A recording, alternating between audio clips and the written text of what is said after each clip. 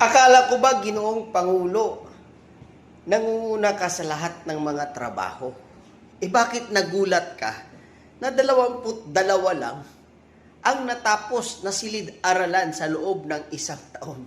Abay, parang ibig sabihin yan, hindi ka nagtatrabaho. Kasi, ba't ka nagugulat na 22 lang na silid-aralan ang natapos sa loob ng isang taon? Napapansin namin, marami ka ng bagay na kinagugulat ha. Nagulat ka sa flood control, sa mga anomalya.